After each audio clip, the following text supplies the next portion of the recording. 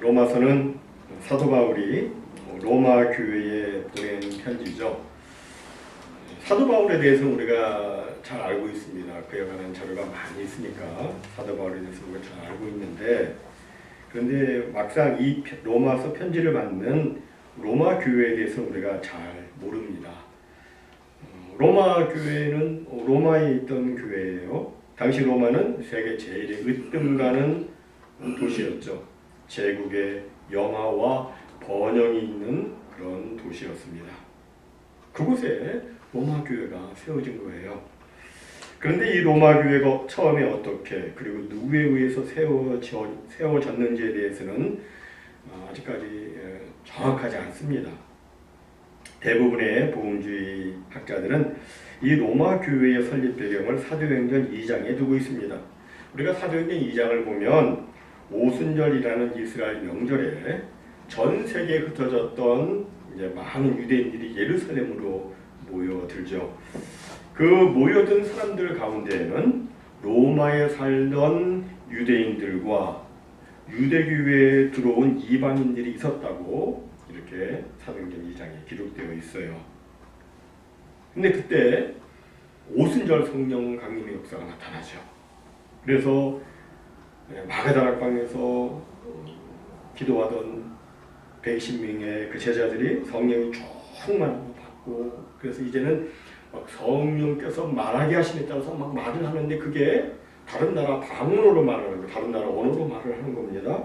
그래서 다른 나라 말로 하면 뒤에 복음을 막 증거하는데, 그때 이 로마로부터 온 유대인들과 이방인들이 예수 그리스도를 구주와 주님으로 믿게 됩니다. 로마에서는 라틴어를 사용하니까 아마 그렇게 또 그들이 다 이해를 했겠죠. 그리고 그들이 이제 거기서 정말 예수가 우리의 구주시구나 하는 것을 그들이 이제 깨닫고 로마로 돌아가서 거기서 그들끼리 또 같이 모여서 예배를 드리기 시작했는데, 이것이 로마 교회의 기초가 되었을 것으로 학자들은 여기고 있습니다. 하지만 그들에게는 영적 지도자가 없었어요. 그래서 그들은 이 복음을 더 깊이, 더 자세히, 온전히 이해하지 못하고 있었습니다. 이런 그들에게 사도 바울이 펜을 들어서 이제 장문의 편지를 써서 보냈는데, 그것이 바로 로마서죠. 이 로마서에서 사도 바울은 이 복음을 논리적으로 그리고 아주 명확하게 설명을 해 줍니다. 오늘 본문을 보면 이 복음은 이라고 시작하고 있습니다. 우리 같이 읽겠습니다.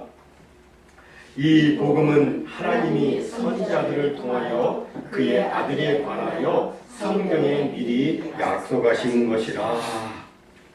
여기 이 복음은, 이것은 바로 1절에 나와 있는 하나님의 복음을 의미하는 것입니다. 하나님의 복음, 하나님의 복음이란 말은 하나님께 기원을 둔 복음이다, 그런 뜻이에요.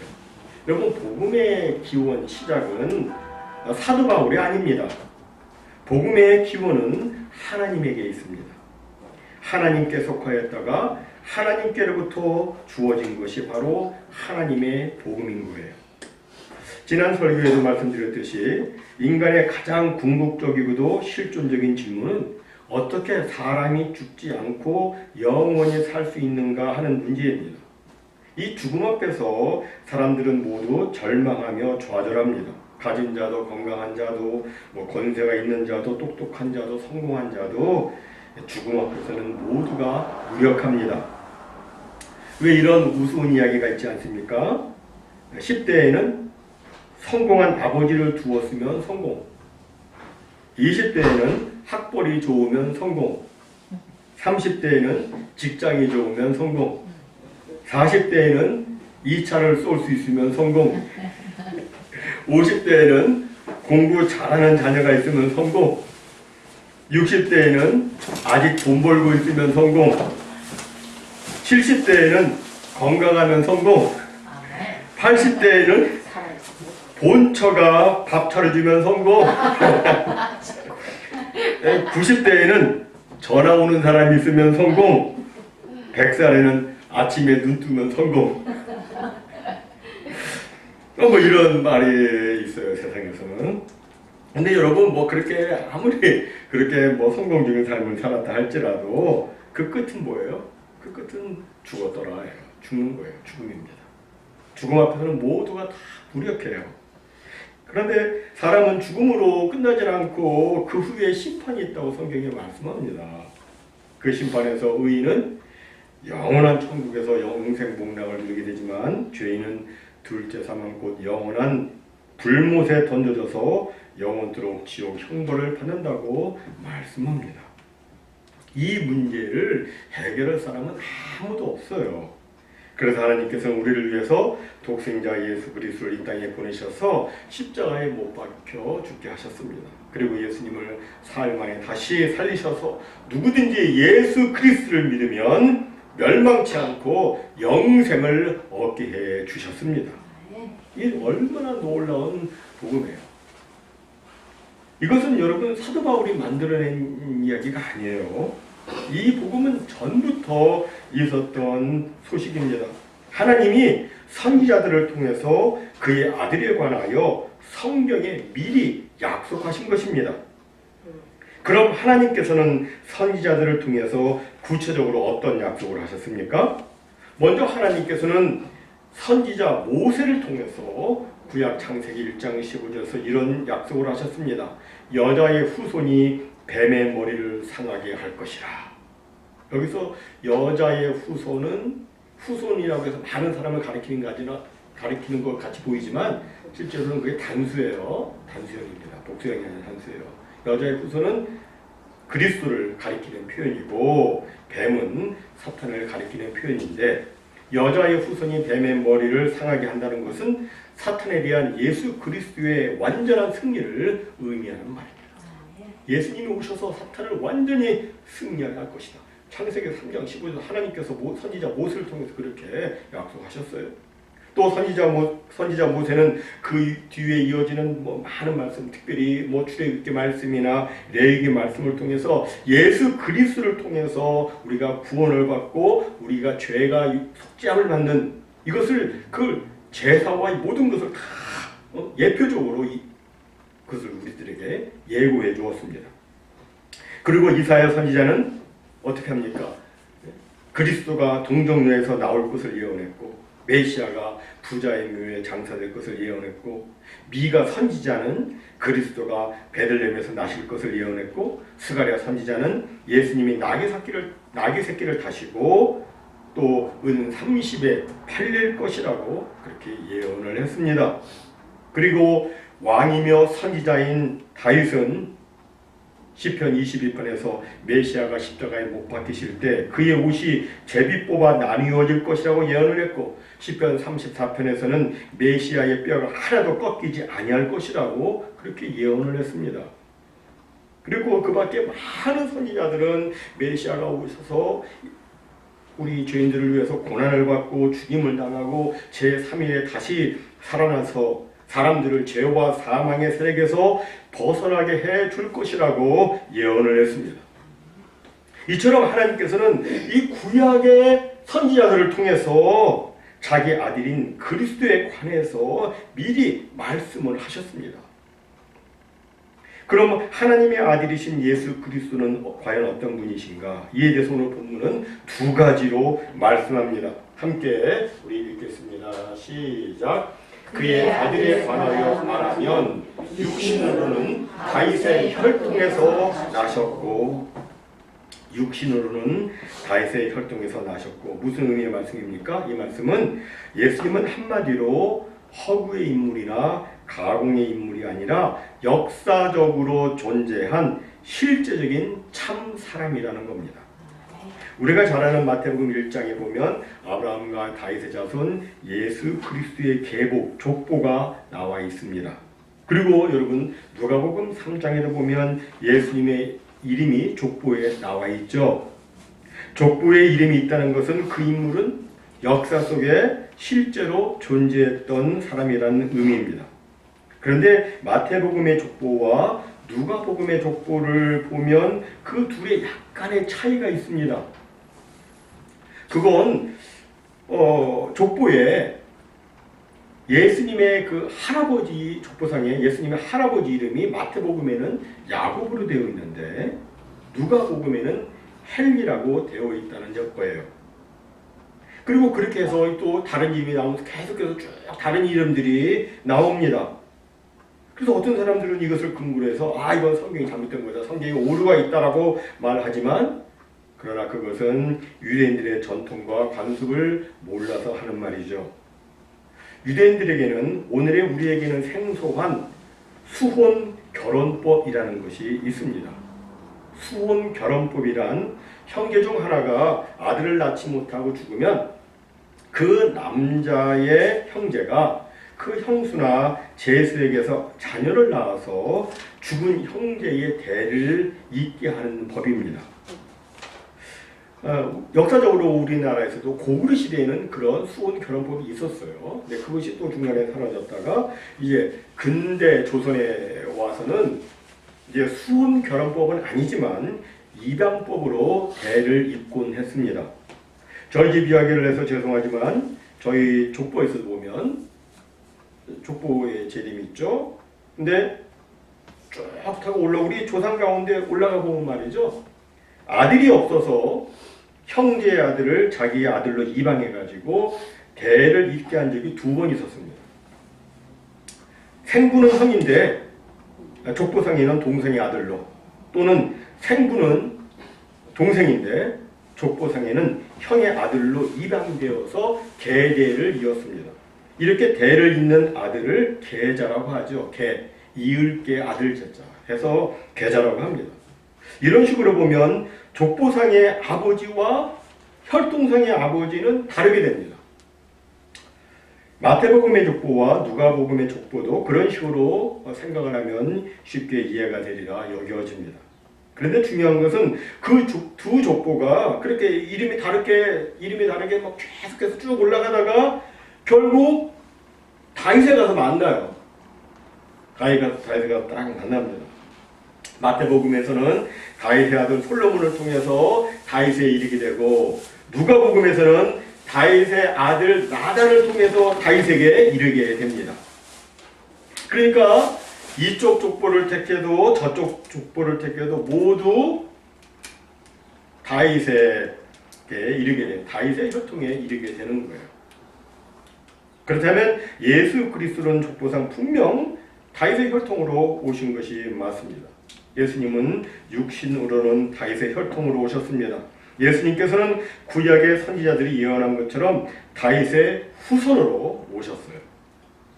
그럼 이 다윗의 후손으로 오셨는데 왜 예수님은 사람으로 꼭 오셔야만 했는가? 왜 사람으로 오셔야 됐는가? 그것은 바로 죽기 위해서이죠. 만약 예수님이 하나님이시기만 하고 사람이 아니셨다면 예수님은 결코 죽으실 수가 없으십니다. 그리고 죽으실 수가 없으시다면 우리를 위해서 대신 죽을 수가 없으니까, 우리 죄를 대신 지실 수가 없으니까 우리를 구원할 수가 없는 거예요. 사람들은 흔히 예수님을 육체로 오신 한 인간이라는 것을 잊어버리고 신적인 측면으로만 생각하는 경향이 있습니다. 하지만 그렇게 생각하면 사람의 구원은 이루어질 수가 없습니다. 진정한 구원은 예수님이 인간으로 오셔서 내가 죽어야 될 죄의 짐을 지시고 나를 대신해서 고난을 받고 십자가에 달려 하나님의 저주를 받고 돌아가신 것을 믿는 데서부터 시작합니다. 또 예수님은 이 세상에 한 인간으로 오셔서 큰 고통을 겪으셨습니다. 예수님은 우리를 위해 찔리시고 채찍에 맞으셨으며 우리를 위해 십자가의 수치와 고난을 당하셨습니다. 그 결과 우리는 나음을 입게 되었고 구원을 받게 되었고 하나님의 자녀가 되어서 영원한 천국을 위협으로 받게 된 것입니다. 다음 두 번째로 하나님의 아들 예수 그리스도는 어떤 분이신가? 이에 대해서 오늘 본문 4절은 이렇게 말씀합니다. 함께 읽습니다. 시작. 성경의 영으로는 죽은 자들 가운데서 부활하사 능력으로 하나님의 아들로 선포되셨으니 곧 우리 주 예수 그리스도시니라. 여기 성결의 영으로는, 이 말은 바로 앞에 나와 있는, 앞줄에 나와 있는 육신으로는 그 말과 대조되는 말이고, 하나님의 아들이란 말은 바로 앞에 나와 있는 다윗의 혈통이란 말과 대조되는 말입니다. 다시 말해서 예수님은 누구신가? 그는 다윗의 후손으로 오신 참 사람일 뿐만 아니라 하나님의 아들로 오신 참 하나님이시라는 의미입니다. 그런데 여기서 사도 바울은 예수님이 하나님의 아들이 되셨다라고 말하지 않고 선포되셨다라고 말합니다. 즉 예수님은 죽은 자들 가운데서 부활함으로 하나님의 아들이 되신 것이 아니라 죽은 자들 가운데서 부활하사 그 능력으로 자신이 진정 하나님의 아들 되심을 분명하게 세상에 널리 알리셨다는 의미입니다. 예수님은 부활을 통해 하나님의 아들이 되신 것이 아니라 영원전부터 하나님의 아들이셨습니다. 그것이 부활 후에 능력으로 확실하게 선포가 되는 것이죠. 하나님의 아들이란 언젠가도 설명드렸듯이 하나님의 아들은 무슨 뜻이냐? 그분 역시 하나님이시다라는 뜻입니다. 조금 듣기 이상하지만 우리는 멍멍이 개의 아들을 강아지라고 부릅니다. 이 말은 강아지가 개가 아니라는 이야기가 아니고 아버지 개하고 구별하기 위해서 그렇게 부르죠. 즉 개의 아들 강아지도 개인 거예요. 마찬가지로 말의 아들 망아지도 말이고 소의 아들 송아지도 소입니다. 그리고 사람의 아들도 사람입니다. 그렇다면 하나님의 아들은 무엇입니까? 하나님입니다. 지금은 그런 식의 표현을 잘 사용하지 않지만 옛날 성경시대에서는 사람들이 그런 식의 사고를 했습니다. 우리가 마태복음 26장을 보면 예수님께서 십자가에 달리시기 전날 밤에 대제사장이 예수를 잡아놓고 이렇게 묻죠. 네가 하나님의 아들 그리스도인지 우리에게 말하라. 그러자 지금까지 아무 말씀도 안 하시며 잠잠하시던 예수님께서 그때서야 비로소 입을 열어 네가 말하였다라고 하셨습니다. 그러자 그들이 어떻게 반응을 합니까? 막 자기 옷을 막 찢으면서 이놈이 지금 하나님을 모독한다고 하면서 이것은 사형죄에 해당한다고 했습니다. 왜 그런 반응을 했습니까? 왜 그런 반응을 일으켰습니까? 내가 하나님의 아들 그리스도란 말은 내가 바로 하나님이라는 의미이기 때문에 그래요. 내가 하나님이다. 예수님이 이렇게 말씀하시니까 막 하나님을 모독한다고 하면서 그런 반응을 보였습니다. 예수님은 하나님이시죠. 그럼 왜 예수님은 하나님의 아들 곧 하나님이셔야만 하는 겁니까? 이에 대해서 하이델베르그 유리문답 제17문에서는 두 가지로 이야기를 합니다. 첫째, 죄에 대한 하나님의 무한하고도 영원한 진노와 형벌을 감당하기 위해서이다. 여러분, 죄에 대한 하나님의 그 진노의 짐은 영원합니다. 죄는 하나님이 영원토록 참아보지 못하십니다. 그건 무한해요. 근데 그 짐을 유한한 인간이 영원토록 질 수가 없습니다. 그 짐을 지려면 오직 무한한 힘을 소유한 하나님만이 가능합니다. 즉 하나님의 아들이 아니고서는 죄에 대한 하나님의 영원한 진노와 형벌을 감당할 수가 없는 겁니다. 두 번째로 예수님이 하나님의 아들이셔야 했던 이유는 그래야만 예수님이 죽음을 이기고 부활해서 믿는 자들에게 의와 영생을 주실 수 있기 때문입니다. 만약 예수님이 하나님이 아니시고 그냥 인간이셨다면 예수님은 결탄코 죽은 자 가운데서 부활하실 수 없을 겁니다. 그리고 부활하지 못한다면 예수님은 우리에게 생명을 줄 수가 없죠. 영생을 줄 수가 없습니다. 하지만 예수님은 하나님이시기 때문에 그 능력으로 죽은 자 가운데서 부활도 하시고 또 죽은 자도 살리시는 겁니다. 이상을 살펴본 것처럼 예수 그리스도는 어떤 분이세요? 참 사람이시고 또 참 하나님이십니다. 이 둘 중 어느 하나를 부인하거나 약화시키면 그건 이단이에요. 그것은 성경의 증거와는 전혀 다른 교리입니다. 이단의 특징 중에 하나는 그리스도의 신성을 부인하든지 아니면 그리스도의 인성을 부인하든지 그렇게 하는데 우리는 이에 대해서 예수님은 누구시냐? 참 하나님이시고 참 사람이시다. 이런 분명한 지식을 가져야 됩니다. 정말 예수님은 완전한 하나님이시고 완전한 사람이십니다. 이 예수님을 우리는 주 예수 그리스도라고 부르고 믿고 섬기는 거예요. 여기서 주라고 하는 것은 주, 영어로는 로지만 헬라어로는 퀴리라고 되어 있어요. 주, 퀴리오스입니다. 주. 성경에서는 하나님을 지칭할 때 주라고 해요. 주. 그러니까 예수님은 하나님이시다. 주. 예수님은 하나님이시다. 그리스도, 하나님의 아들이시다. 주 예수 그리스도. 예수님은 자신이 하나님이시니까 하나님의 사정을 잘 아실 겁니다. 또 예수님은 자신이 사람이시니까 우리 사람의 사정도 잘 아실 겁니다. 그리고 예수님은 하나님과 우리의 사정을 잘 아시기 때문에 하나님과 인간 사이에서 진정한 중보자 역할도 하실 수가 있는 겁니다. 실로 예수님은 우리의 유일한 중보자이세요. 죄 때문에 인간을 향해 진노할 수밖에 없으셨던 하나님이 인간을 다시 사랑할 수 있게 된 것은, 그리고 영원토록 지옥 형벌을 받아야 마땅했던 죄인이 영광스러운 하나님의 자녀가 되어서 영원한 천국을 유업으로 받게 된 것은 바로 우리의 중보자 주 예수 그리스도께서 하늘과 땅 사이 골고다 언덕에서, 그 골고다 언덕 위에서 십자가에 못 박히신 결과인 겁니다. 실로 예수님 때문에 우리의 죄 문제는 모두 해결이 되었습니다. 우리의 죽음의 문제도 해결되었습니다. 그리고 우리는 예수 그리스도 안에서 영원한 생명을 가지고 이제 영원토록 살 수 있게 되었습니다.